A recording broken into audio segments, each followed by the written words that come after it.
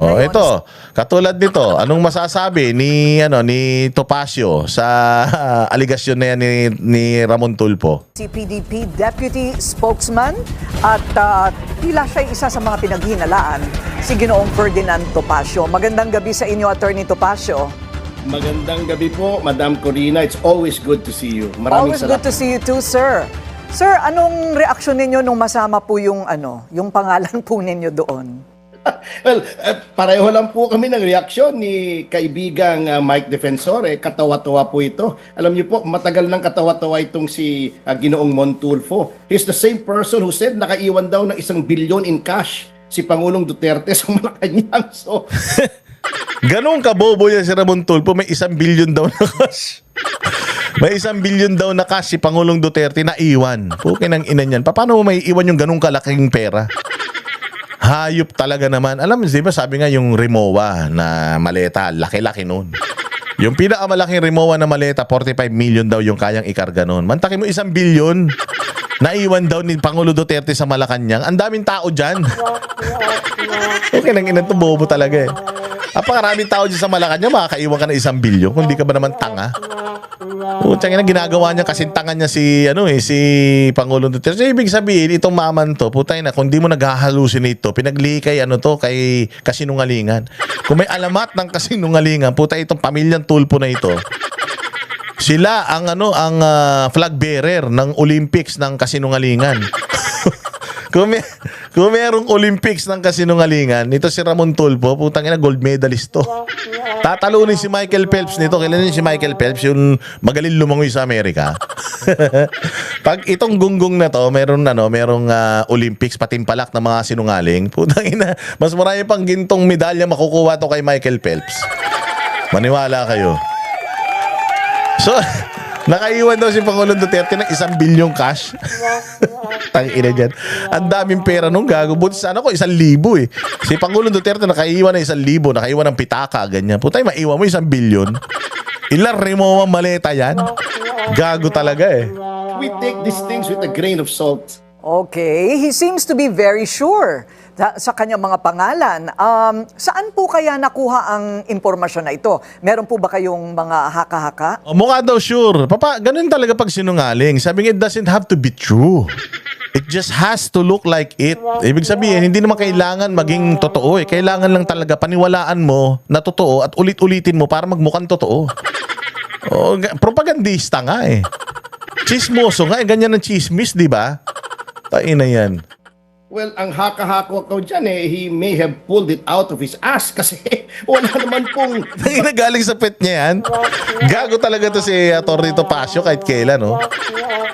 Galing daw sa tumbong ni Ramon Tulfo. Baka sa tumbong ni Trillanes galing yan. Nung kinakalikot niya siguro yung puwet ni Trillanes, baka umutot, tas lumabas tong mga pangalan na ito. Tangin ng report to, parang baliw. Ayan, para any of those people in that list should be included in the term destabilizer. Sapagkat wala naman pong destabilizer as a legal term in the legal lexicon. Meron po dyan inciting to sedition, or sedition, inciting to rebellion, or rebellion, there's terrorism, there's the crime of coup d'etat, pero wala po akong nakikita na ginagawa po namin sa pagpoprotesta against corruption that can be classified under any of those punishable offenses. Bakit po sa tingin ninyo nadadawit kayo? Hindi kaya meron pong nagsasabi na nagmi-meeting-meeting kayo, pero wala naman po illegal sa pagmi-meeting, ano po? Ay opo, nagmi-meeting-meeting po talaga kami. In fact, may mga committee po kami para sa pagkilos po sa EDSA Shrine. Merong in charge ng pagkain, entertainment, speakers bureau, yung marshal, security, para po hindi kami mahaluan ng mga provocateurs na katulad po nung nangyari dati. Binabantayan po natin yun kasi tayo po rin ang masisisi. But that is the extent of our meeting. In fact po, the PDP Laban just this morning came out with a statement explicitly saying that we are against violence, we are against any extra-constitutional regime change, and that the rally on the 16th to the 18th should remain peaceful. Ito Oh, meron bang ganyong destabilizer? Ayaw nila ng change. Hindi sila nandoon para palitan yung gobyerno, palitan yung nakaupo. We are just there para mag-voice out yung problema. Yun lang. Wala kami nga. Putsang ina, makita nyo nga. Di sana hindi stage yung inano namin. Nag-aano kami ng stage. Nagtatayo kami ng stage. Sinong sagot sa pagkain, sinong sagot sa sound system. Tainan yan. Di kung mga destabilizer to, di sana baril. Ang mga ino nila, tangke. Bumili na po kami ng tangke. Bumili na po kami ng mga panangga. Bumili na po kami ng sandamukal na mga pana. Dahil susugod kami sa Malacanang. Yan ang destabilizer. Hindi. Puta, concert nga yung gagawin nila pag darasal. Paano magiging destabilizer? Putang ina talaga to si Ramon Tulfo. Ramon Tulfo, saka ba pinaglihi sa Paco? Kala pinaglihi siguro to si Ramon Tulfo sa Tamtax. Putang ina, walang silbi talaga dapat mapayapa, may kaayusan at walang karahasan. Ayun. Ang official po na pagsisimula ay 16. Yung 15 po ay ingress o paglalatag. Magsiset up po roon, entablado, LED wall, at mga iba't iba pa pong mga accessories na... Yun mag-set ng LED wall. Entablado. Putang ina yan. Saan ka makakita na magdi-destabilize na ganyan? Sabi ko kung magdi-destabilize to si Topacio, sana binili nito jet fighter, ganun, helicopter. Opo. Ano na po tayo? Nag-arkila na tayo ng mga ng mga Black Hawk at saka ng mga F-14 ng mga jet fighter kasi alam mo ganyan yung mga magdi-destabilize at susugod. Hindi. Tsaka sabi ko si Topacio, mga 5 hakbang lang to, mahuhuli mo na to kasi mabagal maglakad to kasi pilay to May gout yata. May gout na yata ito si Attorney Perdi dahil nakasama ko to noon. Ang lakas kumain ng sardinas nito Spanish sardines. Mahilig yan sa malakas uric acid noon peace Attorney Topacio. Kailangan po sa isang public assembly. Before we talk about that, isang question lang po. Do you have anything in common with everybody in that list? Meron po ba kayo nakikita na pagkakapare-pareho ng pananaw sa politika?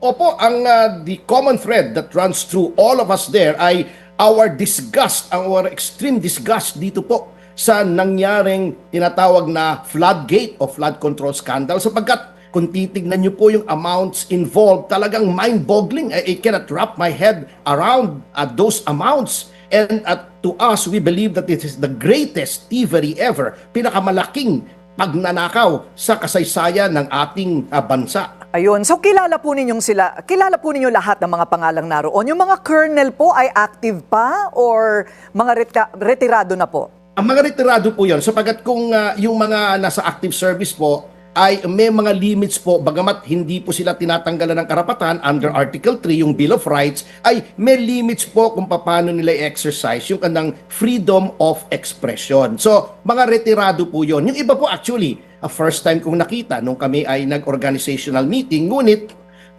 what I can assure our people is that wala pong pinag-usapan doong destabilization, walang pinag-usapang violence, walang pinag-usapang mga armas, at walang pinag-usapang ibang bagay na gagawin, kundi maghayag lamang ng saloobin na I believe is common with a lot of our people na talagang gusto na nilang tuldukan itong mga anomalyang ito. Last question, sir. Sa palagay po ba ninyo ay posible ang revolutionary government? Meron na po bang parang tipping point na maaaring yan ay clear, imminent? Hindi naman clear and present, but imminent. Po yan, if you are saying, ma'am, na yung revolutionary government such as that which happened in 1986. Katulad nga po na sinabi ko, naglabas po ng opisyal na pahayag ang PDP na we are against any extra-constitutional regime change. Kung magkakaroon man po ng change in government, it should be within the parameters of the 1987 Constitution. Ayaw po nating lumabas sa 1987 Constitution. Okay. Maraming salamat. Yan, ang galing, di ba? Si Topacio. Walang regime change. Wala kaming plano na ganun. And if ever may mangyari na ganyan, if hindi na talaga makontrol at tao na mismo yung, siyempre, tao naglagay sa kanila sa pamahalaan at tao na mismo yung bumawi nung kapangyarihan sa mga taong iniluklok dahil mga kawatan, kailangan pasok sa batas. Kailangan hindi tayo naghahasik ng lagim, hindi tayo nakakasakit. Kailangan within the anong tawag diyan? Bounds of the law. Si Ramon Tulfo, tanga kasi ito eh. Hindi ko alam saan pinaglihi yata ito si Ramon Tulfo sa sa hopyang panis eh. Ito naman yung mga opisyal na ayaw daw ni BBM na chill lang. Ayaw daw niya na chill. Sige, ano ba to? Morning. Follow up lang po dun sa issue ng mayor. I understand that the DILG is still waiting for the response of the local officials who left the country during typhoon. But what was the reaction of the president when he learned about it? When he learned, ang tanong, if he learned about it. Ang problema, wala ngang alam yan, presidente na yan. Di ba, nasa Masbate. Ayun nga, nandito tayo sa Masbate ngayon dahil mag-aatid tayo ng ayuda. Ang dami na natin problema, lumindol pa yata sa Cebu. Lumindol pa yata, ibig sabihin, hindi niya alam na ang laki ng lindol, ng epekto ng lindol sa Cebu. Hindi niya alam. Yun nga, hindi niya alam eh. Eto pa kaya, walang alam yan si Bongbong. Sabi ko nga si Bongbong, pinaglihi sa manika yan eh. Walang utak yan. Putang ina yan. Dinadamit-damitan mo lang yan. Nilalaro-laro mo lang yan. Pero walang utak yan. Walang desisyon yan. Walang, nakaganon lang yan, Sa'yo, nakatingin lang sa'yo. Gusto mong papikitin, pipikitin yan. Gusto mong, pag gawin siyang, palakarin siya, lalakad yan. Pero walang yan, walang utak na sarili yan.